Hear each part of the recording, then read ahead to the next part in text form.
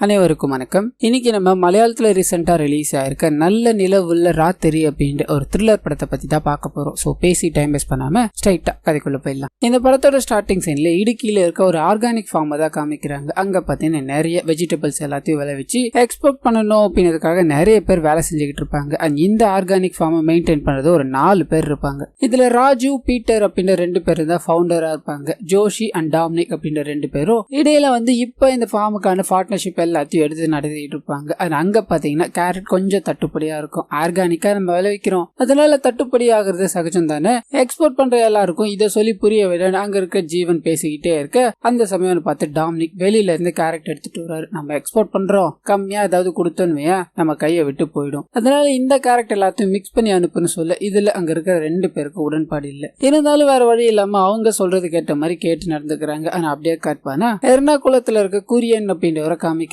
தூங்கிக்கிட்டே இருக்கும்போது இவருக்கு கடன் கொடுத்தவர் பாத்தீங்கன்னா போனை அழிச்சுக்கிட்டே இருந்திருப்பாரு. ஒரு கட்டத்துல அவரோட மனைவி எழுப்பி ஏற்கனவே கடன் பிரச்சனையால எல்லாமே போயிடுச்சு, இப்ப இருக்கிறது இந்த வீடு மட்டும்தான், அந்த கடன்காரனுக்கும் இந்த வீட்டை கொடுக்க போறீங்க தானே, என்ன பண்றதா இருக்கீங்க நீங்க அப்படின்ற மாதிரி கேட்க இவரு தூக்கத்துல இருந்து எழுந்து வீட்டுல இருக்குல்ல நகை அது எல்லாத்தையும் எடுத்துட்டு வா, அதை வித்து அந்த கடன்காரனை கொஞ்சம் அமைதிப்படுத்தலான்னு சொல்ல அது எப்படி முடியும், 3 கோடி ரூபாய் வாங்கியிருக்கீங்க, எனக்கு அவ்வளவு போகவும் போகாது, அப்படியே போனாலும் நான் அதை எடுத்து தர மாட்டேன்னு சொல்ல இவருக்குள்ள சின்ன பிரஷர். அந்த கடனை எப்படியாவது கொடுத்தாகணுமே அப்படின்றதுக்காக இவரோட சொந்தக்கார பையனான பால் அப்படின்றவரை போய் பாக்குறாரு. நாளைக்கு முக்கியமான வேலை விஷயமா இடுக்கி வரலையும் போறேன், என் கூட வர முடியுமான்னு கேட்க இந்த நபரும் ஒத்துக்கிறாரு. ஆனா அப்படியே காட்பானா இதுக்கு அடுத்த நாள் காலையில இடுக்கி கிளம்புறாங்க. ஒரு 5-6 மணி நேரம் டிராவலுக்கு அப்புறமா இந்த கடன் கொடுத்தாரு இல்லையா அந்த மனுஷனை போய் பாக்குறாரு. அந்த மனுஷன் இவர் கடனை திருப்பி தர மாட்டாரு அப்படின்றத தெரிஞ்சுக்கிட்டு அவரோட இடத்துல ஒரு பெரிய காம்ப்ளெக்ஸ கட்டணும் அப்படின்ற மாதிரி திட்டம் தீட்டிக்கிட்டு இருக்காரு. இந்த விஷயம் அங்க போன உடனே குரியனுக்கு தெரிய ஆரம்பிக்குது. என்னப்பா இந்த வேலைகள்லாம் ஆரம்பிச்சிட்டேன்னு பாக்குறியா,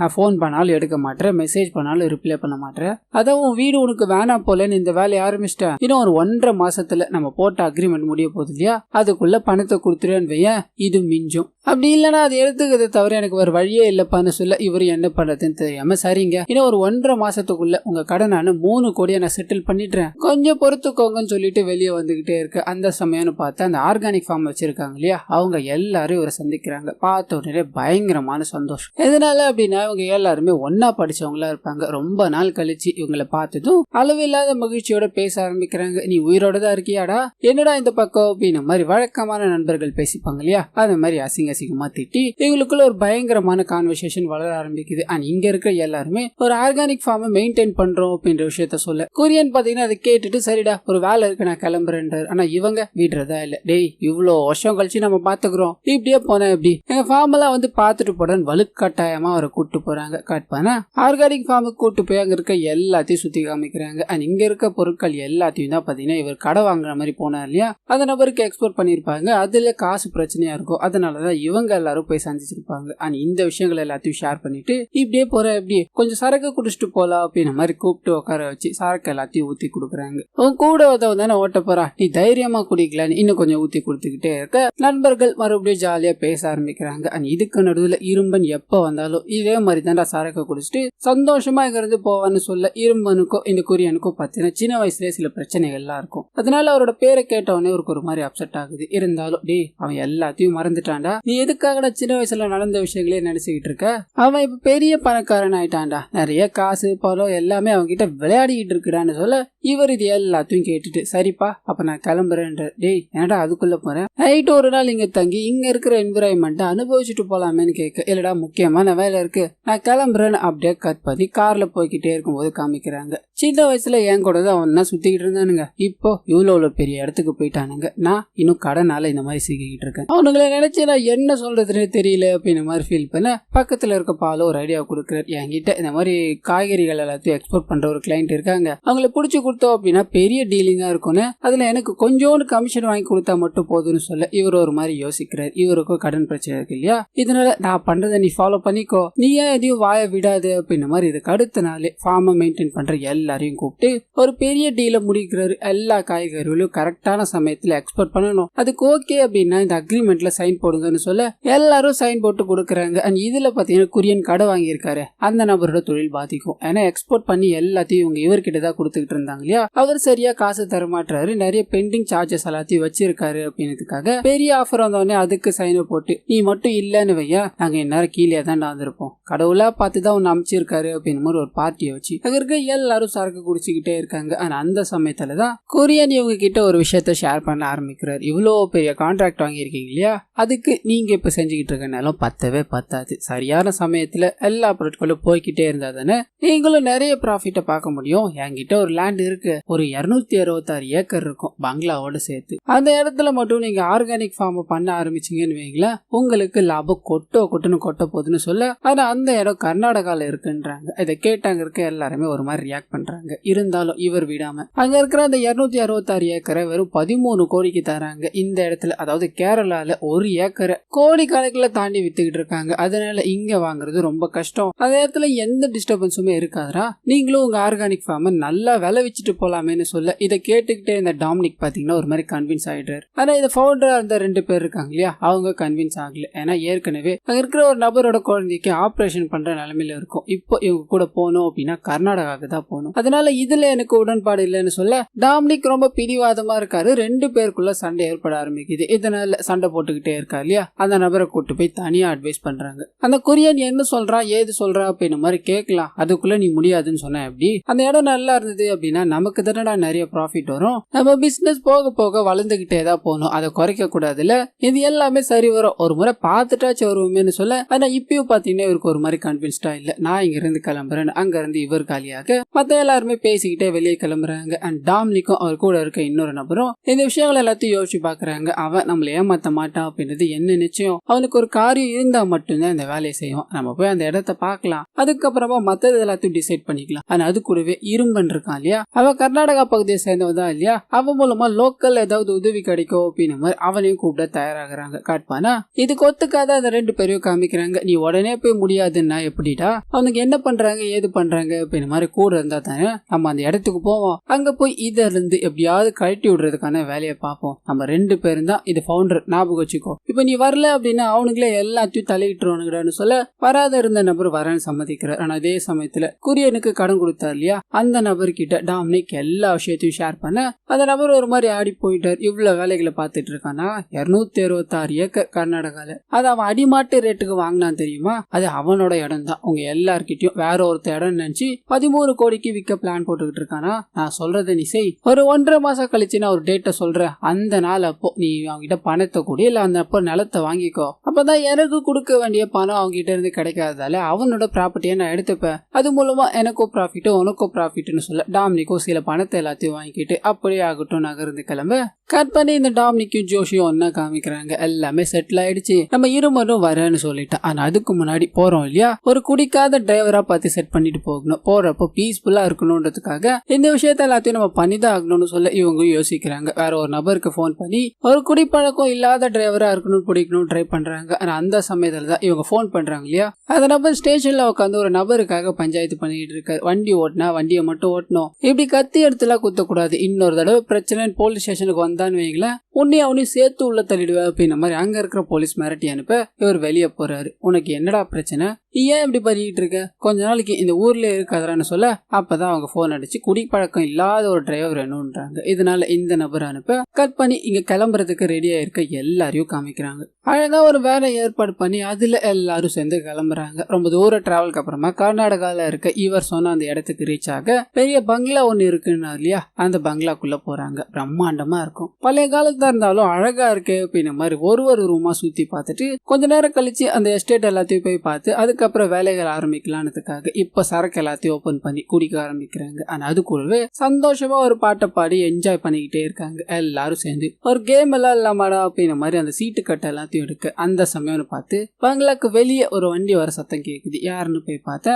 இரும்பன் அப்படின்ற மாதிரி சொல்லியிருந்தாங்க இல்லையா, அந்த நபர் தான். வந்த உடனே அவர் எல்லாரும் பயங்கரமா வரவேற்கிறாங்க. எவ்வளவு நாள் ஆச்சு பார்த்து, ஆளே மாறிட்டல்ல அப்படின்ற மாதிரி சிரிச்சு பேசிக்கிட்டே இருக்க குருவன் கிட்ட வர்றாரு. ஏற்கனவே இவங்க 2 பேருக்கும் பகை அப்படின்னு தான் சொல்லியிருந்தாங்க இல்லையா, இப்போ அது எல்லாத்தையும் மறந்துட்டு 2 பேரும் கட்டி பிடிச்சி எப்படிடா இருக்க அப்படின்ற மாதிரி நலன் விசாரிச்சுக்கிறாங்க. சந்தோஷமா இருக்கு, எல்லாரும் உள்ள போகலாம் வாங்க அப்படின்ற மாதிரி கூட்டு போய் சரக்கு எல்லாத்தையும் கொடுத்துட்டு சைடிஷா கொஞ்சம் சிக்கனும் கொஞ்சம் பீஃப் வச்சிருக்கன்ற மாதிரி எடுத்துட்டு வந்து வைக்க இதை பார்த்து இருமனுக்கு ஒரு மாதிரி இருக்கு. என்னடா நீங்க இந்த மாதிரி இடத்துல வெறும் சிக்கனும் பீஃபும் மட்டுமா, உங்களுக்காக நான் ஒண்ணு கொண்டு வந்திருக்கு அப்படின்ற மாதிரி வண்டிக்கு பின்னாடி போற ஒரு பெரிய பன்னி இருக்கும், அதை வேட்டையாடி எடுத்துட்டு வந்திருப்பாரு போல. தோல் மேல சுமந்துக்கிட்டு உள்ள எடுத்துட்டு வந்து பொத்துன்னு போட அங்க இருக்க எல்லாரும் ஆச்சரியப்படுறாங்க. இது எப்படிடா வேட்டையாடுன்னு கேட்க கையில இருந்து ஒரு துப்பாக்கி எடுக்கிறாரு. பார்த்துட்டு எல்லாரும் ஒரு மாதிரி ஆயிடுறாங்க.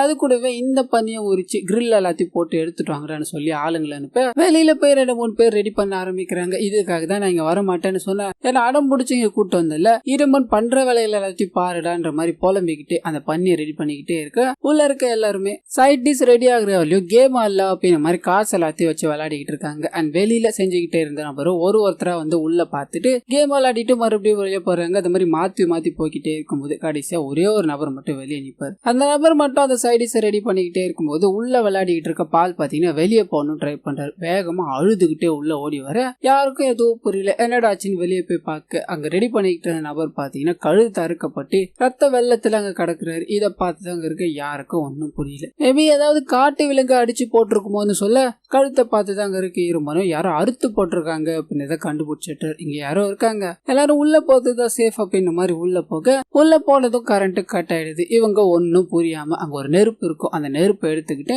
பவர் பாக்ஸ் அங்க இருக்கு அப்படின்ற மாதிரி அதை நோக்கி போக ஆரம்பிக்கிறாங்க. அங்க போய் பார்த்தா யாரும் வேணும்னே பவர் ஆஃப் பண்ணப்பட்டு இருக்கதை பாக்குறாங்க. உடனே பவர் ஆன் பண்ணிட்டு இங்க இருக்கிறது சேஃப் இல்ல, ஒரு ரூம்ல எல்லாரும் ஒன்னா இருக்கிறது தான் நல்லது அப்படின்ற மாதிரி இந்த இருமனும் சேஃப்டியான ரூமை நோக்கி போகலாம் அப்படின்ற மாதிரி ட்ரை பண்றாரு. அந்த சமயம்னு பார்த்து பாலை காணும். இதனால அங்க இருக்க எல்லாருமே இங்க தப்பிச்சு போறதுதான் நல்லது, வண்டி ஏறி போகலாம் ட்ரை பண்ண. ஆனா அங்க போய் பார்த்தாதான் பால் கொடூரமான முறையில இறந்து போய் கிடக்குறா. வண்டியும் ஃபுல்லா பஞ்சர். இதனால என்ன பண்றதுன்னு தெரியாம மறுபடியும் வீட்டுக்குள்ளே வந்துடுறாங்க. ஒரு ரூமை தேடி அலைஞ்சி கண்டுபிடிச்சு அதுக்குள்ள போயிடுறாங்க. எல்லா ஜன்னல் கதவையும் மூடி விட்டுடுறாங்க. அங்க 2 பேர் இறந்து போயிட்டாங்க. இங்க என்ன நடந்துகிட்டு இருக்கு, இதை யார் பண்ணிக்கிட்டு இருக்கா அப்படின்ற ஒண்ணுமே விளங்கல. இதனால ஒருத்தருக்கு ஒருத்தர் அடிச்சுக்க ஆரம்பிக்கிறாங்க. இது எல்லாத்துக்கும் நீதான் காரணம், நீ தானே எங்களை பிளான் பண்ணி கூட்டு வந்து அப்படின்ற மாதிரி அந்த குரியன் இருக்கா இல்லையா, அவரை போட்டு எல்லாரும் அடிக்க பக்கத்துல இருக்க இரும்பரும் ஒரு கட்டத்துக்கு மேல தடுத்து விட்டுக்கிட்டே இருக்காரு.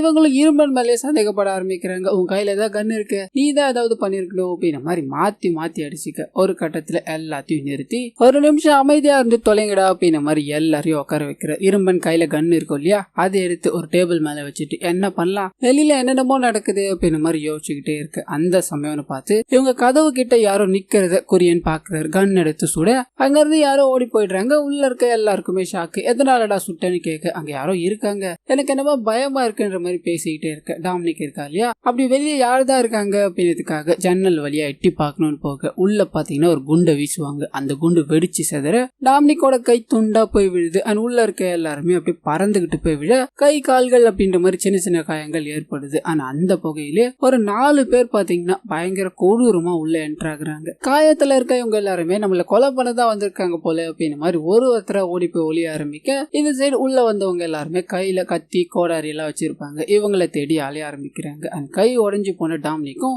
ரத்தம் சொட்ட சொட்ட ஒரு இடத்துல ஓடிக்கிட்டே இருக்காரு. ஒரு கட்டத்துல அவர் புடிச்சிடுறாங்க. கண்ணை வச்சுக்கிட்டு இருந்தால உங்க டீம்ல அவன் எங்கடா அப்படின்ற மாதிரி கண்ணடத்துல பேசி அந்த நபர் டாமினிக்க கொடூரமா தாக்கிக்கிட்டே இருக்காரு. இது புரியாத இவரோ கண்ணு வச்சுக்கிட்டு இருக்க இரும்பன் பேரை சொல்லி கத்திக்கிட்டே இருக்க அந்த நபர் இவர் அந்த இடத்துல கொடூரமா வெட்டி கொலை பண்ணிட்டாரு. இவர் சாகர சத்தத்தை கேட்டு அங்க இருக்க எல்லாரும் பயந்து போறாங்க. அது ஒளிஞ்சுக்கிட்டே இருக்க அந்த குரியனும் நம்ம இங்க இருந்து எப்படியாவது தப்பிச்சாகணும், இவனுங்க யார் எவருன்னே தெரியல, கொல்றதுக்காக இவ்வளவு வெறியா சுத்திக்கிட்டே இருக்கானுங்களேன்னு சொல்ல அப்படியே கட் பண்ணி இரும்பனை காமிக்கிறாங்க. இவனுங்க இங்க வர்றதுக்கான காரணமே நான் தான் ஒரு வேலையை பார்த்துட்டேன்னு சொல்லி ஒரு சின்ன பிளாஷ்பேக் ஒண்ணு காமிக்கிறாரு. இந்த இடத்துக்கு வண்டியில வந்துகிட்டே இருக்கும்போது இவரோட வண்டி முன்னாடி பாத்தீங்கன்னா ஒரு பெரிய பன்னி வந்து விழுது. அதை இறங்கி பாக்குறாரு. பயங்கர காயங்களோட இறந்து போய் கிடக்கும். சுத்தி முத்தி பார்த்து யாரும் இல்ல அப்படின்னு தெரிஞ்சுக்கிட்டு அந்த பன்னியை தூக்கி வண்டியில போட்டுக்கிட்டு கிளம்பணும்னு ட்ரை பண்ண அந்த சமயம்னு பார்த்து அந்த ஊருக்கார ஒருத்தர் கண்ணோட வந்து நிக்கிறாரு. அந்த பன்னியை நான் வேட்டையாடுனேன், அதை என்கிட்ட கொடுத்துருன்னு சொல்ல இவர் எதுவுமே பேசாம வண்டி எடுக்கணும்னு ட்ரை பண்றாரு. ஆனா அந்த நபர் நகர்ந்து போற மாதிரியே தெரியல. இதனால இவர் கையில இருக்க கன் எடுத்து அந்த நபரை சுட்டுட்டு அந்த இடத்துல இருந்து வண்டி எடுத்துட்டு வந்துட்டு இருப்பார். சோ அவரோட ஆளுங்க தான் பாத்தீங்கன்னா இவர் போனதை தெரிஞ்சுக்கிட்டு அந்த கண்ணை வச்சுக்கிட்டு இருக்காள் எங்கடா அப்படின்ற மாதிரி கொலை பண்ணுன்றதுக்காக இது வரைக்கும் வந்திருப்பாங்க. சோ இப்போ இங்க இருந்து எப்படியாவது தப்பிக்கணும்னு சொல்ல குரியனும் உங்ககிட்ட கன் இருந்ததுல அது எங்கன்னு கேக்குறாரு. அந்த வெடியை தூக்கி போட்டாருங்களே அப்பயே எங்கேயோ போய் விழுந்துருச்சு. அது இருந்திருந்தா நான் ஏன்டா ஒளிய போறேன், இங்க இருந்து எப்பயாவது தப்பிச்சாக்கணுமே, ஏதாவது சீக்ரெட் பிளேஸ் இருக்கான்னு கேட்க அவர் ஒரு சுரங்க பாதை இருக்கு, அங்க இருந்து போனோம் அப்படின்னா நம்ம எஸ்டேட்டுக்கு போயிடலாம், அது மூலமா நம்ம ஈஸியா தப்பிச்சிடலாம்னு சொல்லி அங்க போக ட்ரை பண்றாங்க. ஆனா அதே சமயத்துல தனியா ஒரு 2 பேர் ஒளிஞ்சுக்கிட்டு இருப்பாங்க. அவங்க 2 பேரையும் அங்க கொலை பண்ணணும் அப்படின்ற மாதிரி துடிச்சுக்கிட்டு இருக்கவங்க துரத்திக்கிட்டே இருக்க ஒரு கட்டத்துல ஒரு நபர் மேல பாத்தீங்கன்னா இவங்க கெமிக்கலை ஊத்தி அந்த இடத்துல அந்த நபரை கொடூரமா கொலை பண்ணிடுறாங்க. இப்போ இவங்க சைட்ல இருந்து 2 பேர் இறந்து போயிட்டாங்க. இதனால இன்னும் உக்கிரமாயி அவங்களை கொல்லணும் அப்படின்ற மாதிரி துரத்திக்கிட்டே இருக்க இவங்க வளர்த்துக்கிட்டு இருக்க நாய் பாத்தீங்கன்னா அவங்க சுரங்க பாதை வழியா தப்பிச்சு போயிருக்காங்க அப்படின்ற மாதிரி மோப்ப முடிச்சு சொல்லிடுது. இதனால அதுல இருந்து துரத்த ஆரம்பிக்க அந்த பங்களால இருந்து வெளியே வரணும் அப்படின்ற மாதிரி ஆளுக்கு ஒரு சைடு, அதாவது திசைக்கு ஒரு சைடு ஓட ஆரம்பிக்கிறாங்க. இதோட முடிவுல குரியன் இருக்கா இல்லையா, அவரை அந்த இடத்துல நாய் கொடூரமா கடிச்சு குதிர மிச்சம் இருக்க எல்லாருமே பங்களா விட்டு வெளியே வந்து அந்த எஸ்டேட் வழியா ஓட ஆரம்பிக்கிறாங்க. அந்த பின்னாடியே கொலை பண்ணணும் அப்படின்ற வெறியில துரத்திட்டு வந்துகிட்டே இருக்க இரும்பன் பாத்தீங்கன்னா ஒரு கட்டத்துல 3 பேரையும் லாக் பண்ணிட்டு இவனுங்களை இங்க இருந்து கொல்லாம போக முடியாது, இதுக்கு வேற வழியே கிடையாது அப்படின்னு மாதிரி அவங்க கூட சண்டை போட ஆரம்பிக்கிற ஒரு பயங்கரமான சண்டையோட முடிவுல இரும்பன் பாத்தீங்கன்னா அங்கிருந்து தப்பிச்சிட்டாரு. ஆனா அதே சமயத்துல ஒரு 3 பேர் அந்த கேங்ல இருந்தாங்க இல்லையா, அவங்களும் தப்பிச்சிடுறாங்க. மெயின் ரோட்டுக்கு வந்துடுறாங்க. விடிஞ்சிருது. ஒரு வண்டி வேகமா வந்துகிட்டே இருக்கும். அந்த வண்டியை நிறுத்தி எங்களை மெயின் ரோட், அதாவது பஸ் ஸ்டாப் போற வழியில நிறுத்த முடியுமான்னு கேட்டு வண்டியில ஏறி உட்காந்துக்கிறாங்க. கொஞ்சம் தூரம் போய்கிட்டே இருக்கும்போது தப்பிச்ச இரும்பனும் பாத்தீங்கன்னா வேற ஒரு சைட்ல இருந்து வந்து வண்டியை நிறுத்தி என்ன பஸ் ஸ்டாப் வெளியே விட முடியுமான்னு கேட்டு அவரு ஏறி உட்காந்துக்கிறாரு. உள்ள இருக்க எல்லாரையும் பார்த்து நீங்களும் இங்கதான் இருக்கீங்களா, ஒரு வழியா தப்பிச்சிட்டீங்களா, ஒரு 4-5 பேர் வந்தா என்ன கொன்னுடணும்னு நினைக்கிறானுங்க, பிளட்டி ராஸ்கல்ஸ். வண்டி எடுப்பான்னு சொல்ல அந்த நபரும் பாத்தீங்கன்னா கோவமா வண்டி ஓட்டிக்கிட்டே இருப்பார். அப்பதான் கூட இருக்கிற ஒரு நபர் பாத்தீங்கன்னா அந்த 4 பேர் உக்கிரமா துரத்திட்டே இருந்தாங்களே அவங்களோட கழுத்துல இருக்க அதே டாலர் இந்த வண்டியில இருக்கிறத கவனிக்கிறார். புரிஞ்சு போச்சு இவரும் அவங்களோட ஆளுதான் அப்படின்றது. மெதுவா வண்டி ஓட்டிக்கிட்டு இருக்க நபர்கிட்ட ஆமா நீங்க எங்க போய்கிட்டு இருக்கீங்கன்னு கேட்க அவர் எதுவுமே பேசாம ஒருத்தனை அடிச்சு கொல்லணுன்றதுக்காக போயிருக்கன்ற மாதிரி சொல்லி கையில இருந்து ஒரு கன் எடுக்கிறார். ஆனா அப்படியே பாத்தீங்கன்னா கட் பண்ணி இது வெறும் ஆரம்பம் தான், இனிமேதான் யுத்தமே இருக்குன்னு சொல்லி இந்த படத்தை பாத்தீங்கன்னா இதோட முடிக்கிறாங்க. சோ கண்டிப்பா இந்த படம் உங்க எல்லாருக்கும் பிடிச்சிருக்கோம் அப்படின்னு மாதிரி நம்புறேன். இதே மாதிரி நிறைய மூவிஸ் அண்ட் சீரிஸோட எக்ஸ்பிளனேஷன் நீங்க பாக்கணும்னு ஆசைப்பட்டீங்கன்னா மறந்துடாம நம்ம சேனலை சப்ஸ்கிரைப் பண்ணி அப்படியே பக்கத்துல இருக்க அந்த பெல் ஐக்கானை கிளிக் பண்ணிக்கோங்க.